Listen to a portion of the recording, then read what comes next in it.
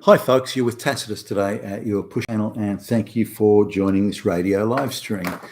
In this essay, I'd like to talk about how selective the wealthy white Westerners are of the globalization project. So we're talking sort of dinner table conversation. Now, the people involved, they're not super rich.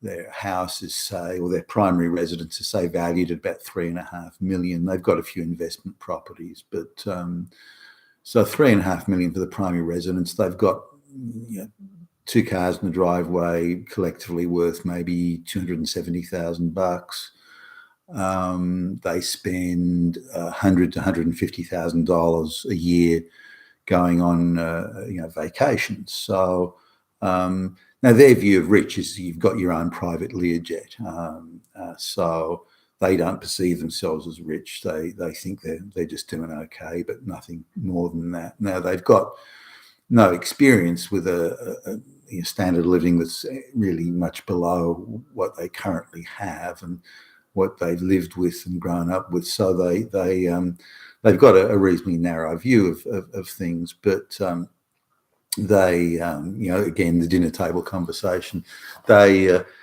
talk glowingly about globalization, and probably more importantly, they won't hear any criticism of it. So the mass movement of brown and black, illiterate IQ 80 peasants is fine. Millions of people coming from Africa into the West, not a problem. They really support sort of pretty much every aspect of the globalization project, but as long as it doesn't affect them. And they appear to be able to, they went to the best schools and the best colleges, so you think they'd have developed critical thinking skills, and maybe they had them and lost them, or maybe they never had them. I mean, neither of them are geniuses that I'm thinking of, but the conversation came to the cost of living for their children, all of whom are about to either in the last year of high school or both in college. So now they'll get a very good start in life. The kids, the college fees are all being paid for. They're going to have their own car. They'll get a reasonably generous deposit to make on property and so on. But it came to the sort of property that they could afford, the children will be able to afford, is going to be in areas of Sydney that have fairly high black and brown migrant concentrations. Now, they're both white, the family, and they don't want that. So they were quite emphatic. We don't want our children living, in those areas, even as adults, when they grow up and have their own place. We don't want our children living in areas like that. Well, why not? Those areas have been created by the very mass migration, globalist mass migration that you're fully in support of. So how can you be fully in support of something that you then say, well, I don't want our children sort of being involved in that, or I don't want our children hanging around those people. I don't want our children living in those areas. I don't want our children being in a situation where all they can afford is properties in those areas where they may only be 10% white people or something like that. So they were quite emphatic on that, and they were concerned because they don't have enough wealth to buy all of their kids, $2.5–3 million type properties in the areas where they would like their children to live. Now, none of their children have got even the slightest whit of ambition. So then I would, unless they good, prestigious, well-paid jobs can be organised for them through family connections, that sort of thing. Absent of that, then I don't think the children will do very well for themselves. Certainly not if their own hard work and ingenuity is required. None of them appear to be very bright. So and lazy is something that easily comes to mind to describe them. So I don't think they're going to make their own money, again, in absence of inheritance or family connections, that sort of thing. Now, the best they can manages, say, a $1.5 million property, which in Sydney doesn't get you into a particularly nice area, maybe a small apartment in an area that's not too bad, but that'd be it. And the parents think they can give 30, maybe 40% of the deposit, something like that. But again, they'll leave college with no debts, and they'll the parents are going to have money to fully furnish the apartment, supply them with a car, and give them, for example, a third of the property for deposit. But they don't think that's going to be enough. That when they look at the repayments for a mortgage of, say, ballpark $1 million or thereabouts, then they're thinking, well, their children won't be able to afford to have a very good quality life. They won't be able to afford to go out for dinner or have nice vacations and drive nice cars, that sort of thing. And they view that sort of as being, well, that's pretty bad. We can't have that happening to our children. So they're complaining about that the price of property is too high. They're complaining about the cost of living is too high. They're complaining about the cost of energy, the electric power bills and all that sort of stuff, the petroleum and gasoline for the car. They're complaining that all of those things will be too expensive for their children. Yet at the same time, they're emphatically and energetically, with great zeal, fully on board with the globalist project. So they're saying, well, yeah, we should have a green environment. Pollution for the planet. Those kids that glue themselves to the road and everything, they're doing good work, helping the stopping this evil global warming.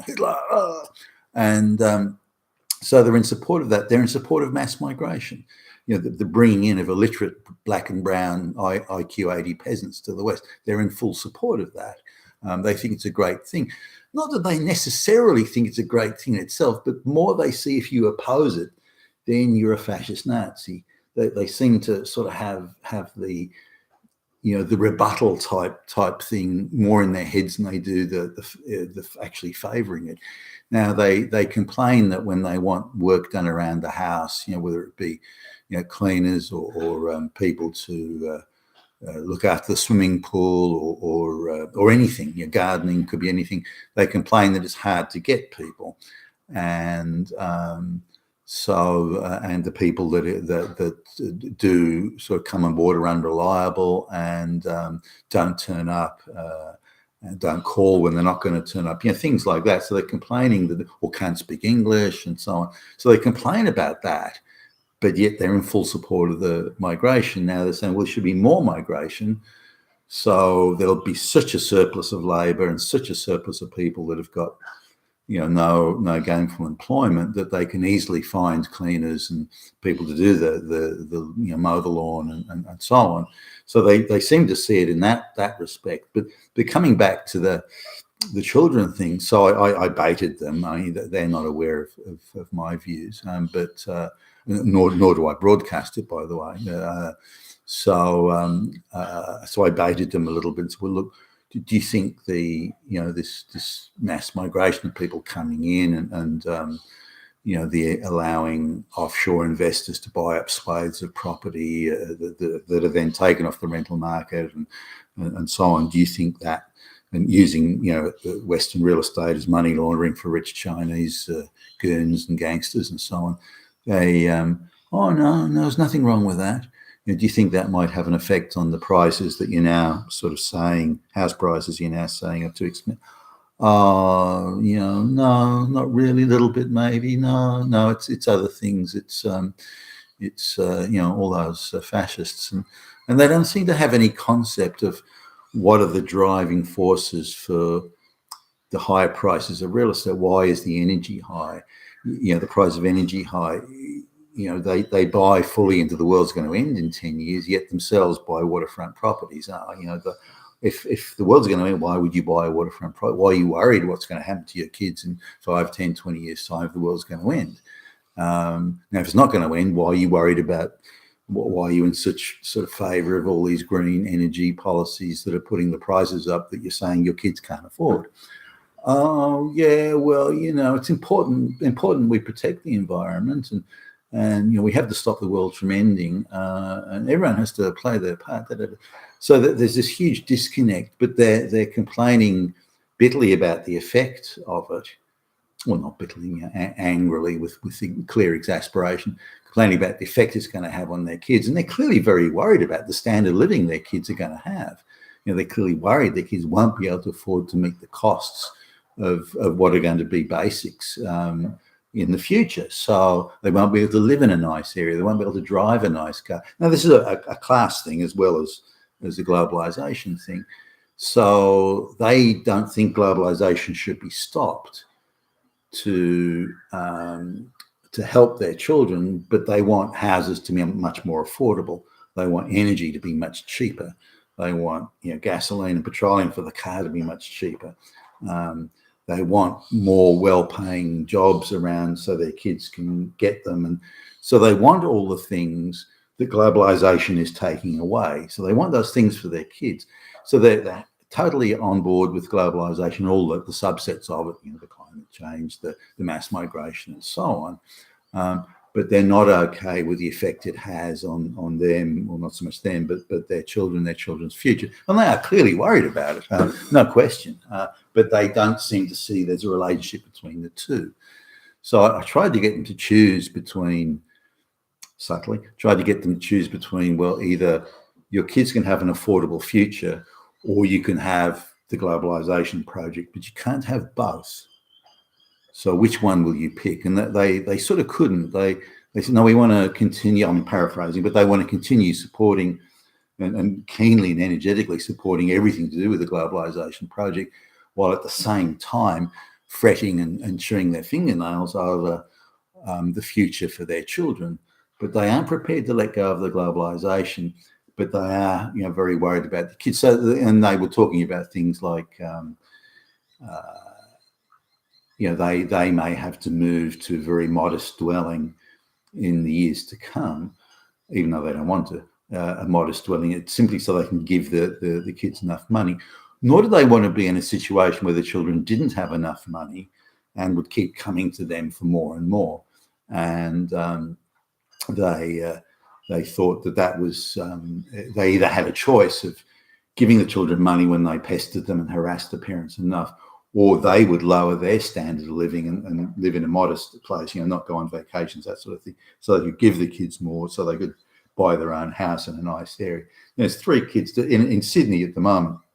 If you want to buy a house in a nice area where it's 98% white and tree-lined streets and all that sort of stuff, and then you're looking at minimum $2.25 million dollars to do that, closer to 2.5, 2.6 really to nail it. By the time you get over 3, you can get some very nice places. 3 million, that is, you can get some very nice places, and their place is about 3.5 mil, their primary residence. But they were, they were thinking, well, how can 3 children? How can we give them $2.5 million each? Plus extras like buying furniture for them, nice cars, making sure they have nice vacations and that sort of thing. And when these folks go on vacation, by the way, then they're not just going around the block or down to the local YMCA or something. They're talking about vacations that on the cheap. Doing it on the cheap would be $40,000. So they want their children to have that standard of living, but I think they've kind of reached the conclusion that they're probably not going to have that standard of living, but they still won't give up the globalist project, but are angry when the globalist project affects them or their children. It's insanity, but it represents a lot of these people. I think all these people that we know, and we know quite a few of them. They're saying, give or take, more or less the same thing. The wealthier ones are not having to worry so much. They can just throw money at their kids. But if you've got less than a net worth of 10 to 12 million, then you can't afford, assuming 3 children, then you can't afford to really look after them in the way that you want to, certainly with the standard of living the parents used to. Yet incredibly, they don't see the connection between the globalization project and the standard of living for their children being crushed. You've been with Tacitus today, your Pushback channel. Thank you for listening.